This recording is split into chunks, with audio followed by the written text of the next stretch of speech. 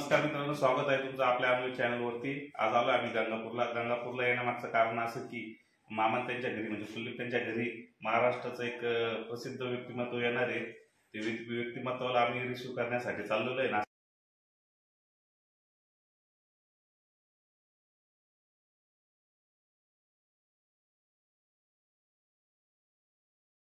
आणि मी त्या पाहुण्यांना, जे विशेष पाहुणे आहे आमचे, पाहुण्यांना घेण्याकरता त्यांच्या घरी आलेलो आहे। तर आम्ही घराच्या बाहेर उभे आहे, येतीलच थोड्या वेळात, त्यांची वाट बघतोय। त्यांना घेऊन आम्ही गंगापूरला जाणार आहे। फुलं घ्या ना, फुलं घ्या ना। एक मिनिट कुलदीप,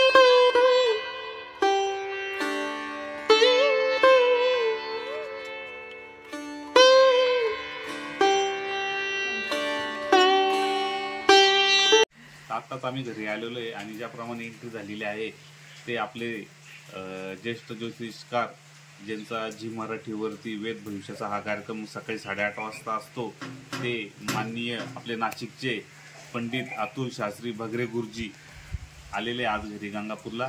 तर आता त्यांचा सगळा जो काय कार्यक्रम आहे तो दाखवतो तुम्हाला। आता चला मग।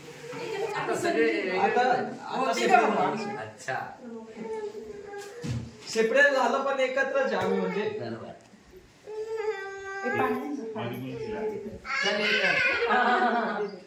आणि गाडीचं तुम्हाला सांगितलं ना। अच्छा, बरोबर। यांचं मौले तुम्ही लग्न हे दोन मुलं आहेत। हो ना, मी तेच सांगितलं की मृत्यू षडष्टक योग जर असेल तर मात्र दोघांच्याही नवमांश कुंडल्या काढून दोघांचे राशी स्वामी कोण ते जर मित्र ग्रह निघाले तर कुठल्याही विवाहाला अडचण येत नाही। पण एवढं की मोरगावचा मयुरेश्वर गणपती जो आहे तिथल्या सगळ्या गुरुजी लोकांनी माझ्या वाढदिवसाला माझी तिथे एक मंदिरात तुला दान केली आणि त्यावेळेस ती मला मूळ मूर्ती जी असते ती त्यांनी मला भेट दिली। आता ती भेट दिली, माझं नित्य महादेवाचं जे माझा अभिषेक असतो रुद्राभिषेक, तर त्याच्यामुळे काय झालं की मी कुठेही जरी गेलो, प्रवासाला असलो, यज्ञयागाला गेलो, कथेला गेलो, तरी माझ्या पेटीत माझे देव बरोबरच घेऊन जायचे। घरी आलो तर घरी करायला लागतं, मग ते बरोबर 2.5 तास माल त्याच्यात लागतो। आणि झालं कसं की काल पुण्याला कार्यक्रम होता, काल आमच्या संस्थेच्या माध्यमातून आम्ही बसा ना तुम्ही सगळे, आम्ही काय केलं की नरेंद्र मोदींनी ज्या वेळेला अयोध्येला भूमिपूजन केलं, सगळे बसून राहिले, चहा कोण करताय का? तर झालं असं की अयोध्येला जेव्हा त्यांनी भूमिपूजन केलं राम मंदिर, तर आमच्या मनात अशी कल्पना आली की रामलल्लाचं मंदिर जेव्हा केव्हा होईल प्राण प्रतिष्ठा, तोपर्यंत आपल्याला अयोध्येत अनुष्ठान करायचं। मग अयोध्येत अनुष्ठान करायचं तर मग आम्ही ते कोषाध्यक्ष जे आहे गोविंद देवगिरीजी महाराज म्हणजे आचार्य केशवजी व्यास, मग त्यांना भेटलो, कारण ते त्या समितीवर कोषाध्यक्ष आहेत। ते म्हणाले की आतून तुझी संस्था करू शकेल मला खात्री आहे, पण म्हणे आम्ही 1 रुपया पण देणार नाही। मी म्हटलं तुमच्याकडून 1 रुपयाची अपेक्षा पण नाही, लोक उलट तुम्हाला भरभरून दान देऊन राहिले तिथे, त्याच्यामुळे आमच्याकडे जे आहे, आमच्याकडे पैसा नाही, आमच्याकडे ज्ञान आहे, तर आम्ही ते देऊ। तर म्हणे चालेल। मग तिथले जे चंपतरायजी जे आहे ते महासचिव आहेत त्या समितीचे, राम जन्मभूमी तीर्थक्षेत्र न्यास समिती, तर मग त्यांच्याशी 3 वेळेला आमच्या भेटी झाल्या, मग आम्ही ती सगळे चर्चा झाली, मग त्यांनी समितीने आम्हाला 3 मजली बिल्डिंग तिथे दिली। हा, मग त्या बिल्डिंगची साफसफाई करून आमचे तिथे आम्ही काय केलं की महाराष्ट्रामध्ये 36 जिल्हे, त्या 36 जिल्ह्यांमध्ये प्रत्येक जिल्ह्याला प्रतिनिधित्व मिळालं पाहिजे आणि प्रत्येक जिल्ह्यातले 11 गुरुजी तिथे पाठवायचे आणि त्यांनी 15 दिवस अनुष्ठान करायचं, प्रतिपदा ते पौर्णिमा आणि प्रतिपदा ते अमावास्या, अशा पद्धतीने 18 महिने तो कार्यक्रम केला। 22 तारखेला जेव्हा राम मंदिराची प्राण प्रतिष्ठा झाली त्याच्या 3 दिवसानंतर आमचं अनुष्ठान संपलं, तर त्याची सांगता आम्हाला करायची होती। तर आमचं खूप दिवसापासून चाललेलं होतं की मोहनजी भागवतांना बोलवायचं, RSSचे प्रमुख सरसंघचालक. तर ते फार अवघड काम आहे त्यांना बोलवणं म्हणजे. त्यांना पुन्हा Z+ सुरक्षा आहे, तर त्याच्यामुळे त्यांचे नियमही फार कठीण आहे. तर मोठ्या मुश्किलीने आम्ही बरोबर सगळं तिथपर्यंत ते लावून मग काल स्वतः मोहनजी भागवत 2.25 तास आमच्या कार्यक्रमाला बालगंधर्व कार्यक्रम झाला. म्हणून मला काल अर्जंट पुण्याला जायचं होतं. तर मी याला काय म्हटलं की तू काळजी करू नको, मी तुला शब्द दिलेला, मी येणार म्हणजे येणार. कारण त्याची निष्ठा एवढी होती की काही झालं तरी तुम्ही भले अजून किती दिवसांनी जरी म्हणाले असते तरी मला चाललं असतं. मी म्हटलं अरे मलाच कसं तरी होती तुला डायरेक्ट माझ्या डोळ्यात आता पाणी. ते 10 वर्षापासून माझं असं पण त्या कमाल आहे बरं. आज जे मी आलोय ना त्याच्या संपर्कामुळे त्यांनी इतका संपर्क कंटिन्यू ठेवला आणि मलाच नंतर कसं तरी झालं की 1 तारखेचं होऊन गेलं असतं, पण त्याच्यात त्या शूटिंगची गडबड झाली. म्हणून मग मी त्याला विनंती केली की 5 तारीख चालेल का? तो म्हणे काही चालेल. म्हणून मग आजचा दिवस आलोच आहे 2:30 वाजता. मी पहाटे आम्हाला तिथून निघायला लेट झाला. मग आलो, ते झोपही झड नव्हती, पण मग पूजेचं सगळं म्हणत होतं कारण 10 वाजता बोलवलं, त्याच्या आत आपले सगळं आटोपले पाहिजे. तो आला त्यावेळेस माझा आटोपत आलं होतं आता. तरी मी त्याला म्हटलं 10 मिनिटं थांब. आला ते सोडून धोतर नेसून मी तयार झालो आणि निघालो. मग आता आम्ही इथे आलो होतो म्हणे आधी घरी जाऊ. आधी म्हटलं आधी ते काम करून ते महत्वाचं आहे, मग घरच्यांना घ्यायचंय असं तो बोलला. म्हटलं बरं मग मी काही खाली उतरणार नाही, त्यांना तू तयार राहिला. इथे आलो म्हटलं तुमची फार जय्यत तयारी. म्हटलं उतरा आता इथेच. उलट आता ते अचानक सगळं झालं नाही तर असं तुमच्यासाठी काय करू काय नाही. मला रात्रभर मी झोपली नाही आणि 10 वर्षाची प्रतीक्षा माझी आज पूर्ण झाली. आता याचं निमित्त झालंय नाही. आणि त्यांनी जो विचार मला सांगितला ना तिथे त्याच्या मनात जी काही इच्छा आहे ते खूप सुंदर होती. अर्थात आता मी ते प्रत्यक्ष बघेन. वा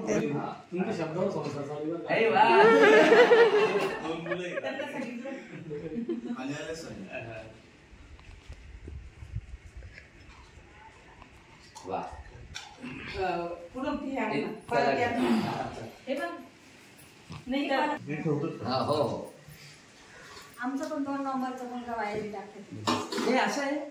वा वा. भीतावानस्य महिमातो ज्यायांश्च मूर्खः पादोस्य विश्वाभूतानि त्रिपादस्यामृतं दिवि प्रथमं दक्षिणपादम् अनन्तरं वामपादं प्रक्षाल्य पयस्नानं दुदर्शय. बरं चालेल.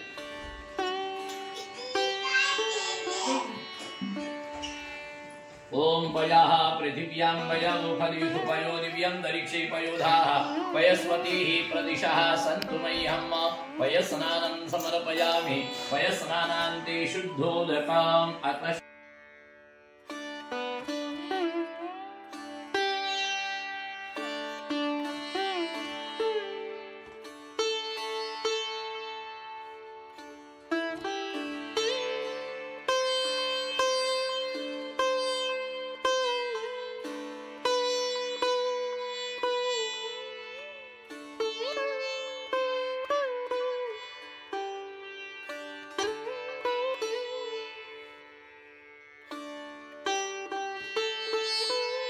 श्रद्धायै कामायेन्द्रियाय ता अहं प्रतिगृह्णामि यशसा च भगेन च यद्यशो अप्सरसामिन्द्रस्य कालविपुलं मृदु तेन संग्रदिता सुमनस आबध्नामि यशो मयि अपश्रीफळ.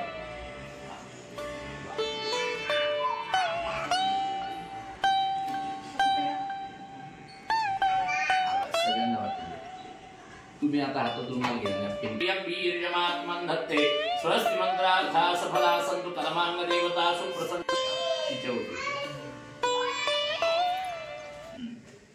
चला ग चहा आणा. गुरुजी आम्हाला थोडीशी गुरु ब्रह्मा म्हणू आपण थोडस. चालेल चालेल चालेल. सगळ्यांनी म्हणा गुरु ब्रह्मा. विष्णू गुरुदेवो महेश्वरा गुरु साक्षात् परब्रह्म तस्मै श्री गुरुवे नमः. ओम शांती शांती शांती. कदा पश्चात् देवस्य सवितुराधिपतये चक्षुर्मेधा आश्रुतिरुत्तरतो धातुराधिपत्यं देहि यशो देहि द्विषु जहि.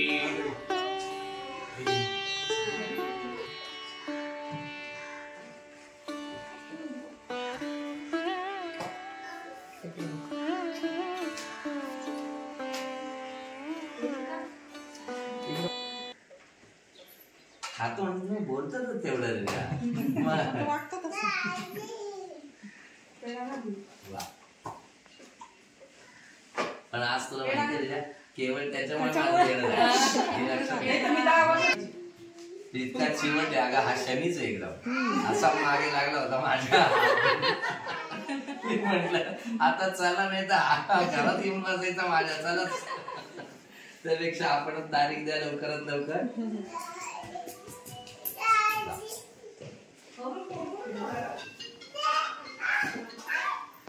नंबरची जोडी. अगदी अगदी.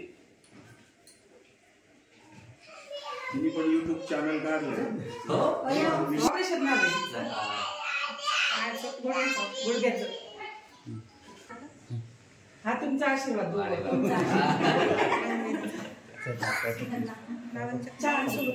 फुलपात्र. पाय पड.